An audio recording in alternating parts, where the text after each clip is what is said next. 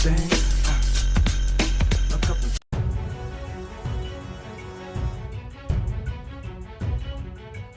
breaking news overnight. At least 2 people were killed, more than 24 others injured after a shooting at a block party in Baltimore. Police say they are looking for suspects and urging anyone who saw something to come forward. Killed, dozens others injured at a block party in Baltimore, Maryland. An urgent manhunt is underway and the search for answers. ABC's Ika Jachi has more. Tragedy at what started as a joyous holiday weekend block party in Baltimore. An 18-year-old woman and a 20-year-old man were killed and more than 24 injured after shots rang out at the Brooklyn Day celebration just after midnight. Baltimore's mayor appealing for help. Treat this as if it were your family, if this was your neighborhood, if this was an event in your community. Hundreds were taking part in the festivities when witnesses say 20 to 30 shots were fired. 9 victims were taken from the scene in ambulances. Another 20 walked into area hospitals with injuries. Remnants of the cookout remained on Sunday. Bikes, folding tables, chairs, and party cups littered the area after people scrambled to flee. Our detectives are currently working an extensive crime scene. Earlier in the evening, people in the city's Brooklyn community had mistaken fireworks for gunfire. The ATF is supporting Baltimore police in the investigation, helping to process and collect evidence. Ika Jachi, ABC News, Washington. We now will hear an update from Baltimore police on this tragic shooting overnight at that block party. Let's listen into this here on Live Now from Fox. Good afternoon. We're here today to provide an update on a mass shooting that occurred earlier this morning.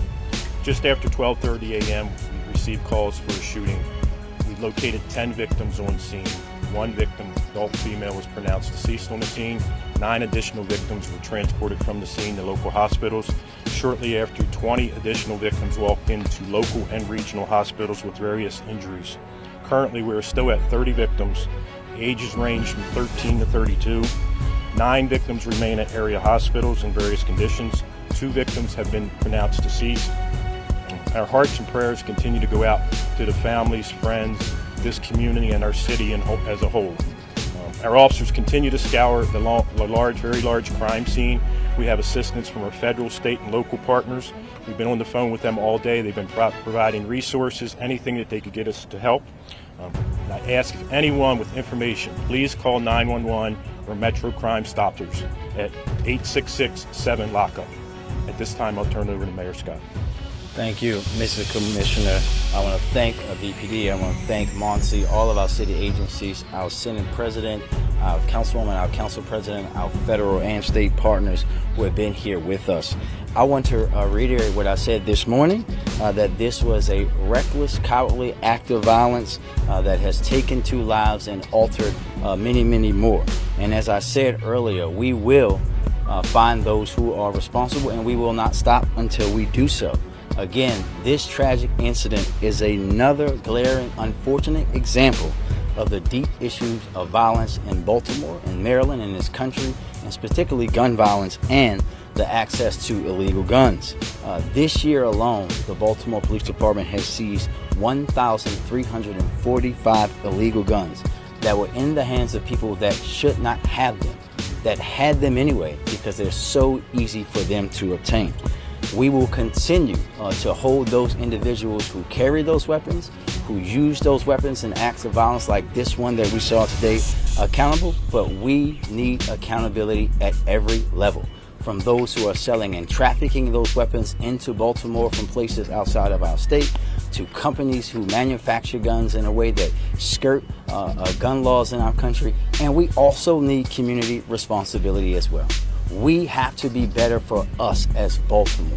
We need to say when we know people, especially young people, are carrying these weapons, because we have a responsibility to ourselves that goes beyond what any government agency has to us. We are asking again that anyone that knows anything about this mass shooting, and that's what I wanted to call it, it's a mass shooting. We want this shooting to be treated just as it happened in rural America.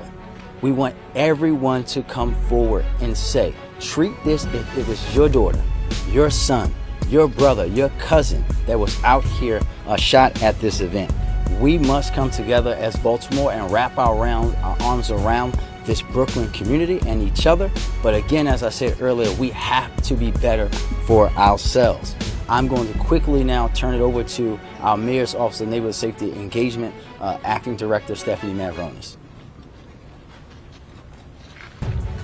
Thank you, Mr. Mayor. I'm here today just to say my office stands in solidarity with the community in the aftermath of this horrific event.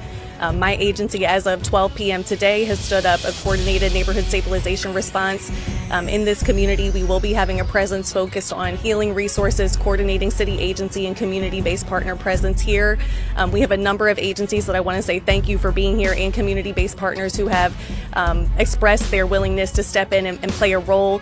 I want to give a special shout out to the Red Cross, who is providing water and food for some of the residents who are affected in this immediate area. We also are putting a priority in these immediate hours after this incident on mental health clinicians and response. And so we want to make sure that we're able to help facilitate the healing process for this community. As some of you may know, our coordinated neighborhood stabilization response means we'll have a presence in this community in partnership with many city agencies over the next 45 days. And so we are going to have a sustained presence here. We really appreciate the partnership from everyone so far and the community, and look forward to being here. Mr. President. Just to reiterate what the mayor said, I think when we look at this from a federal, state, and local partnership, I'd like to thank all those involved who have been involved at working around the clock.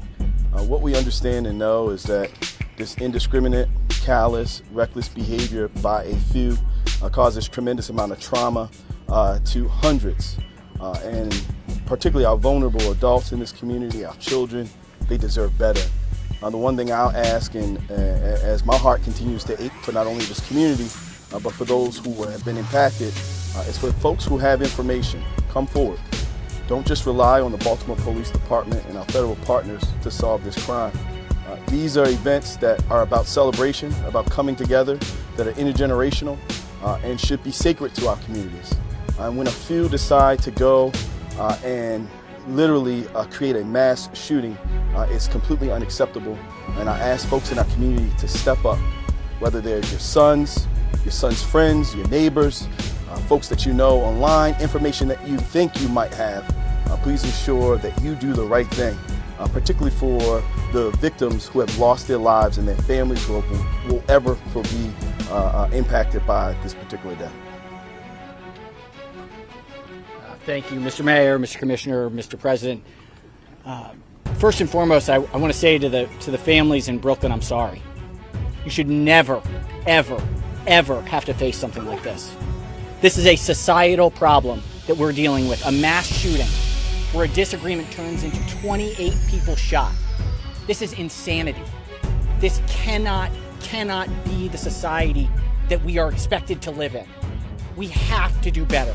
We've done what we could at the state level to try and find ways for it to be harder to get guns into people's hands, but this is the problem with too many guns in too many hands of people that make life and death decisions. It is not okay. Something has to give. This isn't how I anticipated this Sunday. For the 28 families that were directly impacted, I am so unbelievably sorry. To the hundreds that witnessed it and who will forever be changed, I'm sorry. And for the thousands and thousands of Marylanders who on this day will have to think about the mass shooting that occurred here in Baltimore, this isn't sustainable. Something has to give. I stand here as a representative of the state saying that the state is in partnership and in conversation with the governor to provide the resources necessary so that no community has to deal with what we're dealing with here today. Thank you, everyone, for being here. I'm infuriated. I'm angry that this is how I'm spending my Sunday on a holiday weekend. Brooklyn has forever and always been a neglected community. And this is not the time for us to forget them now. This is the time for us to come together and stand in solidarity with them, and also provide the necessary resources from the local, state, and federal level. I won't stop fighting for my communities, and we cannot stop now. Thank you.